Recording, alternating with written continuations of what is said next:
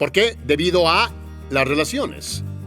Ahora, estas personas estaban ahí y, como ves, la multitud que seguía a Jesús no le interesaba una relación con él. En vez de eso, les interesaba la provisión que podía brindarles.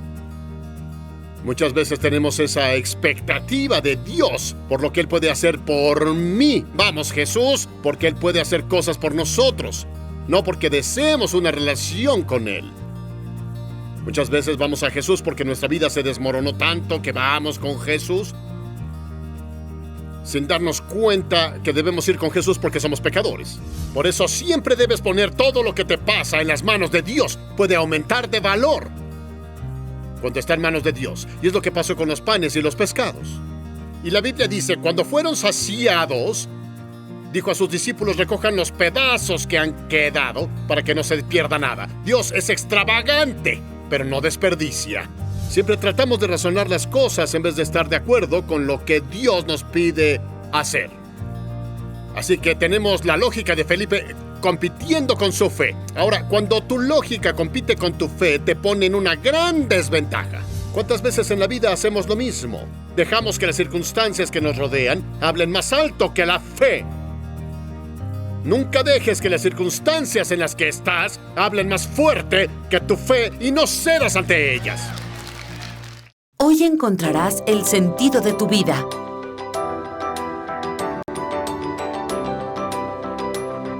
Soy Randy Morrison. Quiero ayudarte a vivir tu vida con un propósito. Y no de crisis en crisis. Prepárate para levantar tu ánimo, tu fe y descubrir el propósito de Dios para tu vida.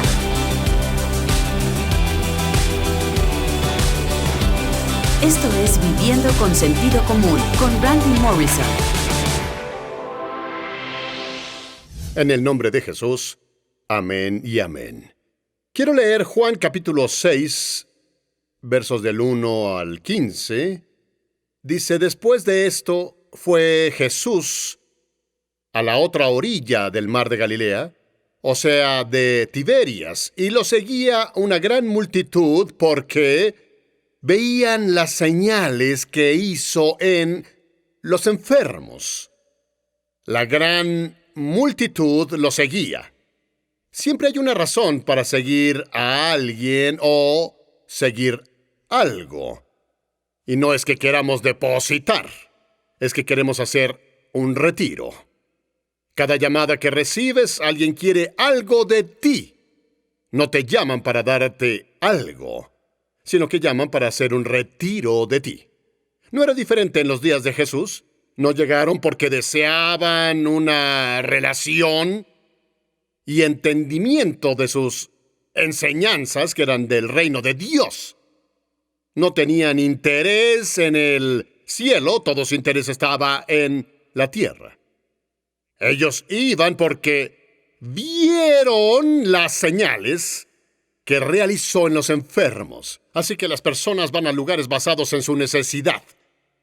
Y sabes, es increíble cuando basas tu vida en tus necesidades. Una vez que son cubiertas, ya no estarás en ese lugar.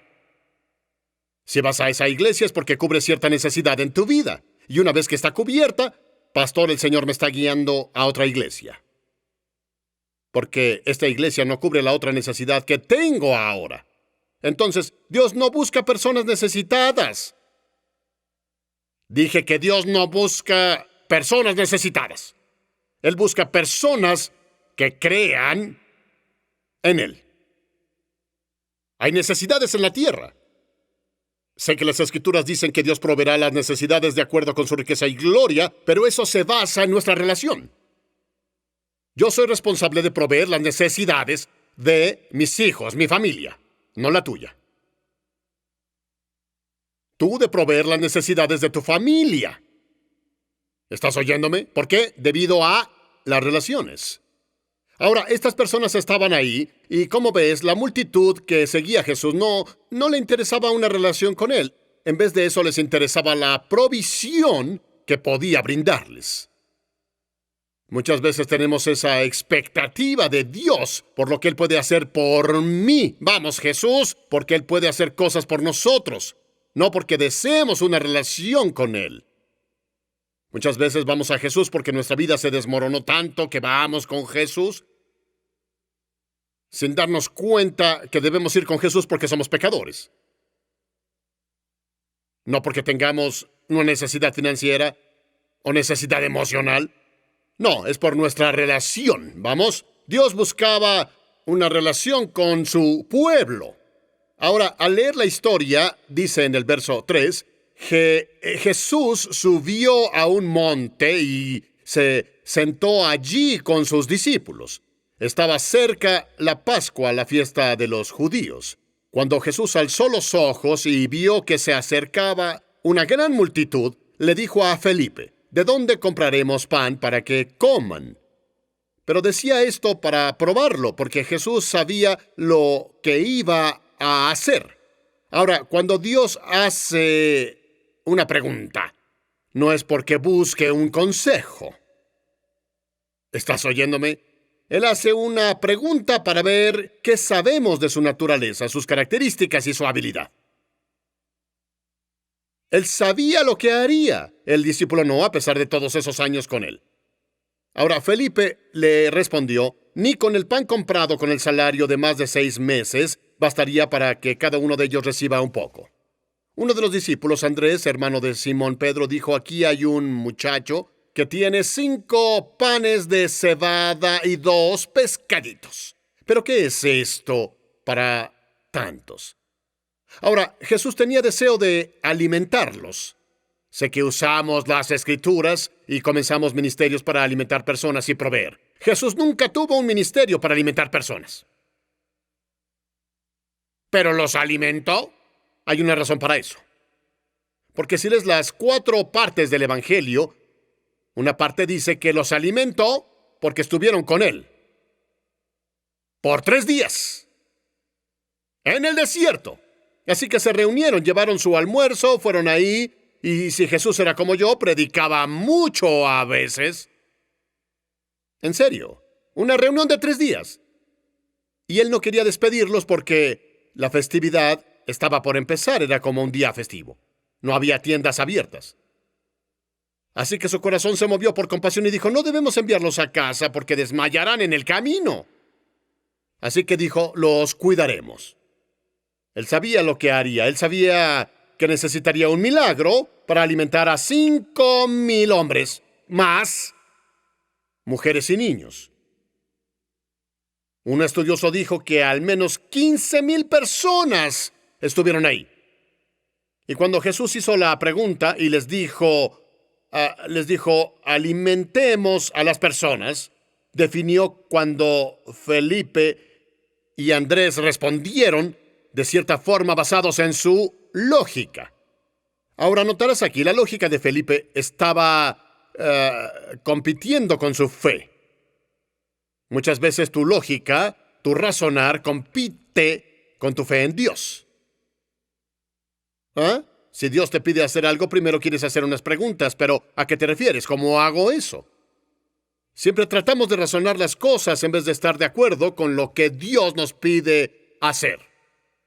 Así que tenemos la lógica de Felipe compitiendo con su fe. Ahora, cuando tu lógica compite con tu fe, te pone en una gran desventaja.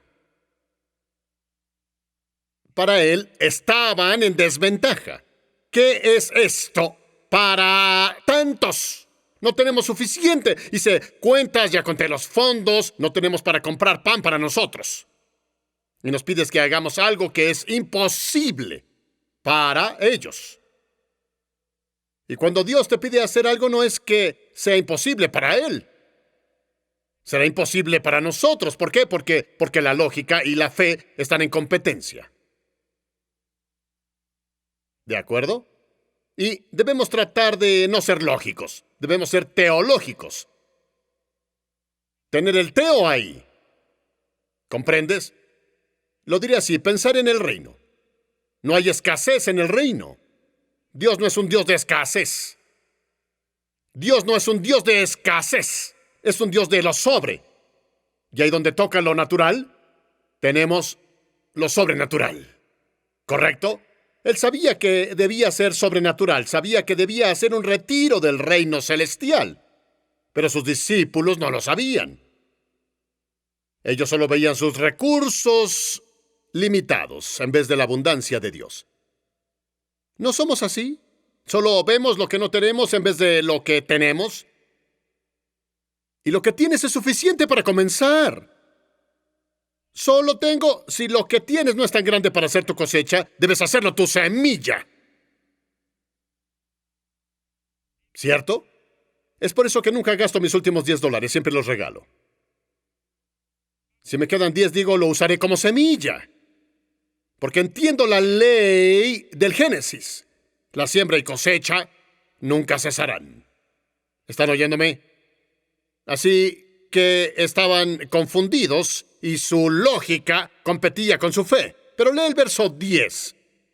Ahora, ellos dijeron a Jesús, ¿qué es esto para tantos? En otras palabras, Jesús, no tenemos suficiente para nosotros y nos pides que hagamos algo que parece imposible.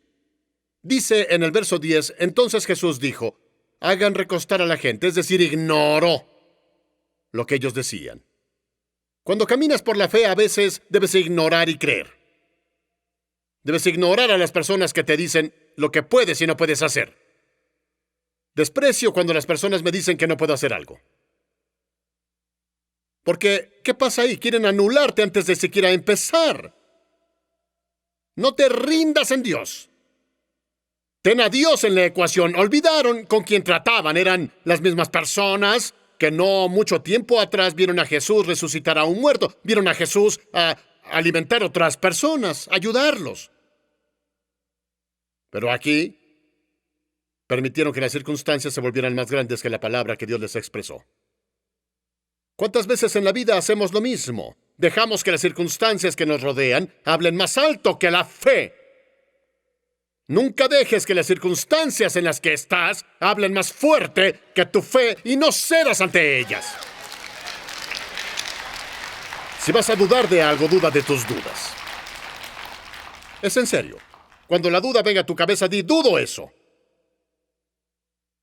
Jesús dijo, hagan recostar a la gente. Había mucha hierba en aquel lugar. Se recostaron como 5,000 hombres. Entonces Jesús tomó los panes y dijo, denme esas cosas. Los tomó y dio gracias. El problema con nosotros es que no agradecemos a Dios. Nos quejamos de lo que no tenemos en vez de agradecer a Dios por lo que tenemos. No comí pavo en acción de gracias. ¿Comiste hamburguesa? Gracias a Dios por la hamburguesa en el nombre de Jesús. Gracias. Den gracias por todo. Porque esta es la voluntad de Dios para ustedes en Cristo Jesús. No compares dónde estás con el lugar donde está alguien más. Agradece a Dios por lo que tienes. Tienes un par de zapatos, gracias a Dios por el par de zapatos. Si tienen agujeros, pones cartón adentro y agradece a Dios, al menos mis pies no tocan el suelo. Porque si no eres fiel en las cosas pequeñas, Dios no te dará más cosas. ¿Estás oyéndome? Así que Jesús tomó los panes y, habiendo dado gracias, los repartió entre los discípulos y los discípulos a aquellos que estaban sentados, y lo mismo con los pescados. Ahora, los panes y pescados no eran lo que venden ahora. Es una imagen equivocada. Alex, esa es la imagen equivocada. No era un gran pan y no era un gran pez. Era el almuerzo de un niño. Y no sé tú, pero yo a veces, llevo a mi nieta a comer fideos y no compramos el grande, sino el menú para niños. No es mucho. Así que no era mucho. 5 barras de pan es lo que un pequeño perro comería y tal vez 2 niños. Pan pequeño, podías ponerlo en tu bolsillo. Jesús tomó lo poco y lo convirtió en abundancia. Hay una verdad que debes entender. Es que mientras las cosas permanezcan en tus manos, permanecerán igual. Por eso sigues con el mismo problema todo el tiempo. Porque está en tus manos. Pero cuando lo tomas y lo pones en las manos de Dios, el potencial de eso puede volverse abundancia. Por eso siempre debes poner todo lo que te pasa en las manos de Dios. Puede aumentar de valor cuando está en manos de Dios. Y es lo que pasó con los panes y los pescados. Y la Biblia dice, cuando fueron saciados, dijo a sus discípulos, recojan los pedazos que han quedado para que no se pierda nada. Dios es extravagante, pero no desperdicia. ¿Correcto? Recogieron y llenaron 12 canastas de pedazos de los 5 panes de cebada que sobraron a los que habían comido. Ahora pienso en ese muchacho con los panes y el pescado. ¿Te imaginas tratar de quitar dulces de la mano de un niño? ¿Has intentado conseguir algo de los niños? ¿Me das? ¡No! De algún modo él tuvo que convencer a ese niño de la posibilidad de que lo que él tenía en la mano se volvería más en las manos de Jesús. No podía ser egoísta, no podía ser avaro, debía pensar más allá de sí mismo. Y Jesús creó un milagro. Ahora pienso que cuando la provisión divina de Dios está presente, la escasez se vuelve abundancia sin fallar. Cuando la previsión divina está presente, cuando tienes a Dios presente en una situación, aquello de lo que carezcas se volverá abundancia. A ese Dios servimos. Servimos a un Dios de abundancia. Ahora, continuamos hablando del tema en lo que te enfocas importa.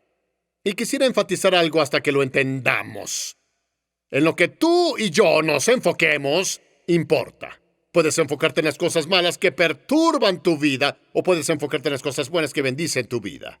Algo pasará basado en lo que te enfoques. Las cosas siempre pasan. El miedo llega basado en tu enfoque. Tu fe llega basado en tu enfoque. Reaccionarás basado en tu enfoque. Por eso el enfoque importa. En la lección previa aprendimos varias lecciones sobre por qué el enfoque importa de la historia de Jesús, que está en Mateo capítulo 14, verso 22, como nuestra escritura base. Aprendimos esto de la experiencia que tuvieron los discípulos en el mar. Y conoces la historia, Jesús alimentó a la multitud y luego después la Biblia dice que Él los despidió.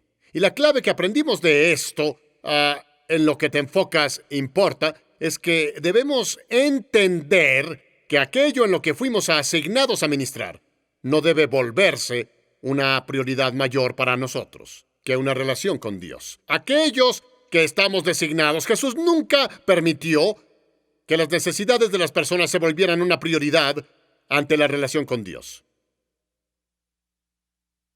¿Correcto?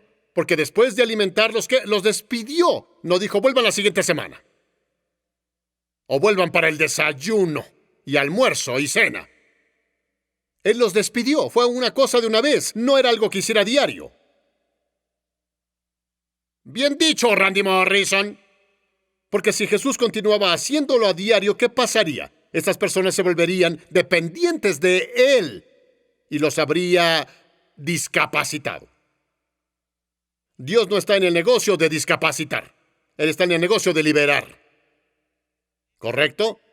Cuando Israel salió de Egipto, la Biblia dice que no había un débil entre ellos. Ellos salieron con plata y oro. En el desierto Dios los mantuvo, pero al momento de alcanzar la tierra prometida dijo, a trabajar. La Biblia dice el maná cesó y cambiaron las espadas por palas. Y no les gustó eso. Querían volver a Egipto. Porque no querían ser responsables de sus vidas. Hoy vivimos en una sociedad que es irresponsable. Siempre queremos que alguien más haga algo por nosotros, en vez de hacerla nosotros mismos.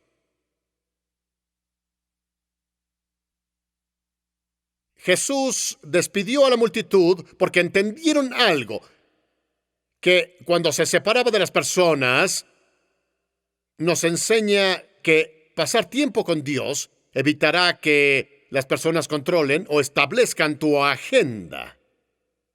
Las personas pueden establecer tu agenda si los dejas controlar tu vida.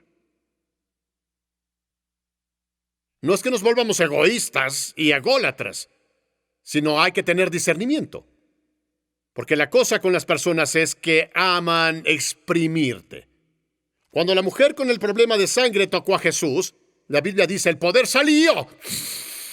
Ella hizo un retiro.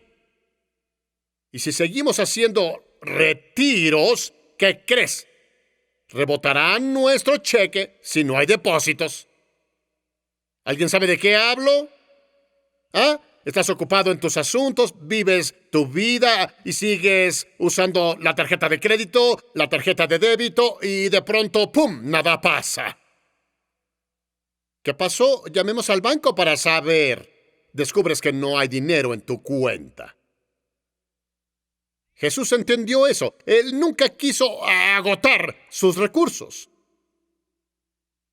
Así que se alejó un tiempo de las personas para recargarse a sí mismo, para cargar su fuente de poder. Por eso él entendió que es importante. Jesús entendió que su preparación privada fue lo que hizo que tuviera un exitoso ministerio público.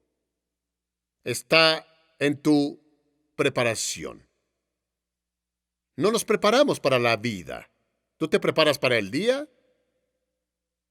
Por eso te levantas en la mañana y te arrodillas y levantas tus manos hacia Jesús porque tienes un jefe molesto con el que lidiar. Algunos trabajan donde no les gusta. No querrás estar en huelga ese día, así pasarás tiempo con Jesús. ¿Me entiendes? Cuando pasamos tiempo con Jesús no pelearás con nadie. ¿Verdad? ¿Por qué? Porque sabes cómo lidiar con ellos, con base en la información y sabiduría que recibiste en tu lugar de oración. ¿Has caminado en la carne? Estamos en la carne mucho tiempo porque no pasamos tiempo con Dios. Siempre que no pasamos tiempo con Dios, las impurezas de tu vida surgen. ¿Sabes qué son esas impurezas? Ira, celos, chismes, frustración, todas las cosas que disminuyen tu vida. Por eso es tan importante pasar tiempo con Dios, porque cosas pasan en su presencia que no pasan en ningún lugar en el planeta humano. ¿Verdad? Es por eso que Jesús pasó tiempo con el Padre. Y eso causó que tuviera un ministerio exitoso. Así que es la primera cosa que Él no permitió que las personas se volvieran una prioridad mayor que su relación con Dios. La segunda lección que aprendimos sobre por qué en lo que te enfocas importa es que el impacto en nuestro progreso no debe impactar nuestro enfoque. El impacto está en el progreso. Los discípulos en Mateo 14:24 dice, la barca ya quedaba a gran distancia azotada por las olas, porque el viento era contrario. ¿Te has encontrado en un punto donde las cosas están en tu contra? La vida parece no funcionar para ti. Entre más pones, menos obtienes. ¿Ah? Ellos remaban. No tomaba mucho llegar, pero cada vez que avanzaban 1 metro, el viento los retrocedía 2. Parecía que solo giraban y no iban a ningún lado. Estuvieron atorados en el viento del tiempo. Pisaban el acelerador, parecía que iban a 100 millas por hora, pero el carro no iba a ningún lado. Estaban atorados por alguna situación. A veces las situaciones nos hacen retroceder. ¿Cierto? Pero necesitas saber cómo lidiar con ello. No huyes de eso, tú no retrocedes. Es asombroso cómo las personas, cuando son abatidos por las olas de la vida, ellos se rinden. Dije esto antes, cuando te rindes nunca sabrás lo que pudo ser. Rendirse no debe ser una opción. Es como subir una montaña. Si subes una montaña y estás a la mitad, tal vez estés cansado, tal vez estés exhausto, tal vez estés desanimado, pero eso no debe darte una razón para bajarte. Ya estás a medio camino. Esa mitad que usarás para bajar, puedes usarla para subir. Gracias. Renunciamos tan fácil. Dios dice, casi estás ahí.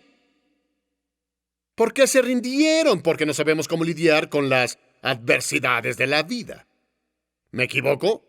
Debemos permanecer enfocados mientras lidiamos con los obstáculos que vienen en la vida.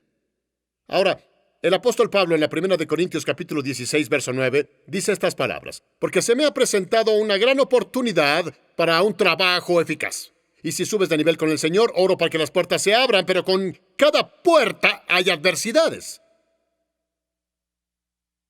Cada éxito que obtienes tendrás adversarios. Si no haces nada, las personas no te critican. Pero al momento que decides hacer algo y tienes éxito, te dicen, ¿crees saber todo? ¿Ah? Mira la falla que hay en ti. Y por eso la Biblia dice, el éxito viene con mucha persecución. Siempre habrá guerra para aquellos que persiguen la voluntad de Dios y el propósito de Dios en la vida. Debes acostumbrarte a eso.